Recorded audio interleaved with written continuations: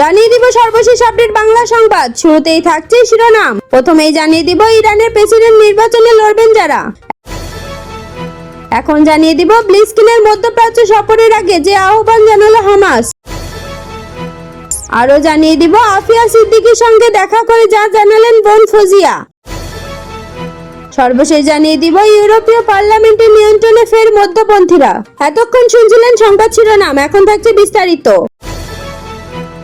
চলতি মাসের 28 জুন ইরানের প্রেসিডেন্ট নির্বাচন অনুষ্ঠিত হবে।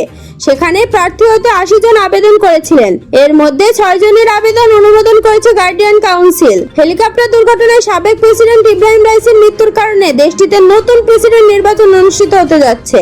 অনুমোদন পাওয়া 6 প্রার্থীর মধ্যে 5 জন কট্টরপন্থী বলে বিবেচিত, অন্যজন সংস্কারপন্থী। 4 জন নারী প্রেসিডেন্ট হতে আবেদন করেছিলেন, তবে কারো আবেদন অনুমোদন করা হয়নি। 1979 সালে ইসলামী বিদ্রোহের পর থেকে এমনটা হয়ে আসছে। সাবেক প্রেসিডেন্ট মাহমুদ আহমেদিনেজাদের প্রার্থিতা বাতিল করা হয়েছে। 2017 ও 2021 সালেও প্রার্থী হতে চেয়েছিলেন তিনি। 2005 সাল থেকে 2013 সাল পর্যন্ত প্রেসিডেন্ট ছিলেন আহমদিনেজাদ। সংসদের সাবেক স্পিকার মধ্যপন্থী নেতা আলী লারিজানি ও রেভলিউশনারি গার্ডসের সাবেক কমান্ডার ভাহিদ হাগানিয়ানের প্রার্থিতা অনুমোদন পায়নি। 2005 ও 2013 সালেও তিনি প্রার্থী হতে চেয়েছিলেন। সংস্কারপন্থী একমাত্র প্রার্থী হলেন মাসুদ পেজেশনিয়ান, তিনি তাবরিজ আসনের সাংসদ। বাকি 4 প্রার্থী হলেন সাবেক প্রধান পরমাণু আলোচক Saeed Jalili, Foundation of Martyrs and Veterans অ্যাফেয়ার্সের অতি রক্ষণশীল chairman Amir Hossein Ghazizadeh Hashemi, সাবেক স্বরাষ্ট্র ও বিচারমন্ত্রী ইসলামী পণ্ডিত মোস্তফা পুর মোহাম্মদী এবং তেহরানের বর্তমান মেয়র আলী রেজা জাকানি। 12 জন ইসলামী পণ্ডিত ও বিচারকের সমন্বয়ে গঠিত গার্ডিয়ান কাউন্সিলের একটি কাজ নির্বাচনে অংশগ্রহণে ইচ্ছুক প্রার্থীদের যোগ্যতা যাচাই করা। গার্ডিয়ান কাউন্সিল 12 জনের মধ্যে 6 জনকে নির্বাচন করে সংসদ, বাকি 6 জনকে নিয়োগ দেন সুপ্রিম নেতা আয়াতুল্লাহ আলী খামেনি। ফলে ইরানে চালু থাকা ব্যবস্থার প্রতি সমর্থন প্রকাশ করা প্রার্থীদের মধ্যে থেকেই একজনকে বেছে নিতে হয় ভোটারদের। রাজনৈতিক ব্যবস্থায় গার্ডিয়ান কাউন্সিলের গুরুত্বপূর্ণ ভূমিকা থাকায় অতীতে এই কাউন্সিলকে অগণতান্ত্রিক বলে সমালোচনা করা হয়েছে। মার্কিন পররাষ্ট্রমন্ত্রী অ্যান্টনি ব্লিজকিন সোমবার মধ্যপ্রাচ্য সফরে যাচ্ছেন।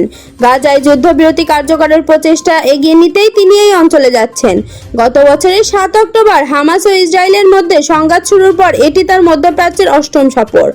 আরব নিউজ জানিয়েছে, মার্কিন মন্ত্রীর গুরুত্বপূর্ণ এই সফরে আগে হামাসের একজন ঊর্ধ্বতন কর্মকর্তা সোমবার মার্কিন যুক্তরাষ্ট্রের প্রতি আহ্বান জানিয়েছে যে গাজায় যুদ্ধের অবসান ঘটানোর জন্য তারা যেন ইসরায়েলে চাপ দেয়। খবরে বলা হয়েছে, ব্লিজকিন সোমবার মিশর ও ইসরায়েল সফরে যাচ্ছেন। চলমান যুদ্ধ যেন লেবানন পর্যন্ত বিস্তৃত না হয় তা নিশ্চিত করা মার্কিন পররাষ্ট্রমন্ত্রীর লক্ষ্য। সৌদি সংবাদ মাধ্যমটি জানিয়েছে, হামাসের সিনিয়র কর্মকর্তা সামি আবু জোহরি বলেছেন, আমরা মার্কিন প্রশাসনকে গাজায় যুদ্ধ বন্ধ করার জন্য দখলদারের ওপর চাপ সৃষ্টি করার আহ্বান জানাচ্ছি। প্রতিরোধ আন্দোলনে হামাস যুদ্ধের অবসান নিশ্চিত করে এমন যে কোনো উদ্যোগের সঙ্গে ইতিবাচক সাড়া দিতে প্রস্তুত। কয়েক দশক ব্যাপী ইসরায়েলি ফিলিস্তিনি সংঘাতের সবচেয়ে রক্তক্ষয়ী পর্বের সূত্রপাত গত বছরের 7 অক্টোবর। ওই দিন হামাসের যোদ্ধারা ইসরায়েলের অভ্যন্তরে ঢুকে হামলা চালায়। ওই দিন থেকেই গাজায় অগ্রাসন শুরু করে ইসরায়েল, যা এখনো চলছে। ওই ঘটনার পর থেকে মার্কিন পররাষ্ট্রমন্ত্রী ইতোমধ্যে 7 বার মধ্যপ্রাচ্য সফর করেছেন। আসন্ন সফরটি তার 8ম মধ্যপ্রাচ্য সফর। চলতি সপ্তাহে ব্লিজকিন জর্ডান ও কাতার সফরে যাচ্ছেন। স্টেট ডিপার্টমেন্টের সময়সূচির বরাত দিয়ে খবরে বলা হয়েছে, ব্লিজকিন সোমবার ইসরায়েলে যাওয়ার আগে কায়রোতে মিশরের প্রেসিডেন্ট আবদেল ফাতাহ আল সিসির সঙ্গে দেখা করবেন। এরপর তিনি ইসরায়েলি প্রধানমন্ত্রী বেঞ্জামিন নেতানিয়াহু এবং প্রতিরক্ষামন্ত্রী ইয়োব গ্যালেন্টের সঙ্গে দেখা করবেন। 1 দশকেরও বেশি সময় ধরে যুক্তরাষ্ট্রে কারাবন্দী পাকিস্তান বহুল আলোচিত স্নায়ুবিজ্ঞানী ডক্টর আফিয়া সিদ্দিকীর সঙ্গে দেখা করছেন তার বোন ডক্টর ফৌজিয়া সিদ্দিকী। রোববার আফিয়া সিদ্দিকীর সঙ্গে সাক্ষাৎ শেষে করাচিতে ফিরে আসেন তিনি। করাচি বিমানবন্দরে গণমাধ্যমের সঙ্গে আলাপকালে ফৌজিয়া সিদ্দিকী বলেন, আফিয়া গতবারের চেয়ে বেশি দুর্বল ছিল। আফিয়া জানিয়েছে তার মাথায় বৈদ্যুতিক শক দেওয়া হয়েছে।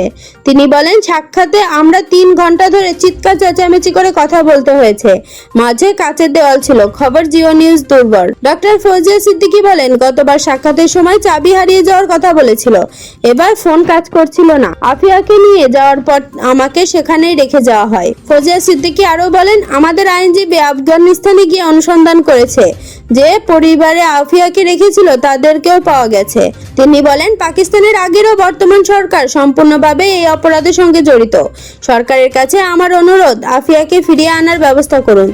এর আগেই গত বছরের শুরুতে 20 বছর পর টেক্সাসের একটি কারা হাসপাতালে বোনকে দেখতে যান ফৌজিয়া। পাকিস্তানে ফেরার পর সেই সময় এই বিষয়ে তিনি বিস্তারিত তুলে ধরেন। ফৌজিয়া জানান, ডক্টর আফিয়াকে তিনি প্রথমে চিনতে পারেননি। ডক্টর আফিয়াকে 2008 সালের সেপ্টেম্বরে নিউ ইয়র্কের একটি ফেডারেশন জেলা আদালতে হত্যা চেষ্টা ও হত্যা মামলার অভিযোগে 86 বছরের কারাদণ্ড দেয়। তিনিই প্রথম নারী যুক্তরাষ্ট্রে যার বিরুদ্ধে আল কায়দার সঙ্গে যুক্ত থাকার অভিযোগ করেছে কিন্তু দোষী সাব্যস্ত হননি। 18 বছর বয়সে ডক্টর আফিয়া বোস্টনের ম্যাসাচুসেটস ইনস্টিটিউট অফ টেকনোলজিতে পড়ার জন্য যুক্তরাষ্ট্রে যান। সেখানে তার ভাই থাকতেন। পরে ব্যান্ডিস ইউনিভার্সিটি থেকে স্নায়ু বিজ্ঞানে পিএইচডি অর্জন করেন তিনি। কিন্তু 2001 সালে 9 থেকে 11 সন্ত্রাসী হামলার পর ইসলামিক সংগঠনগুলোর অনুমোদন দেওয়ার অভিযোগে তিনি এফবিআই এর নজরদারিতে আসেন।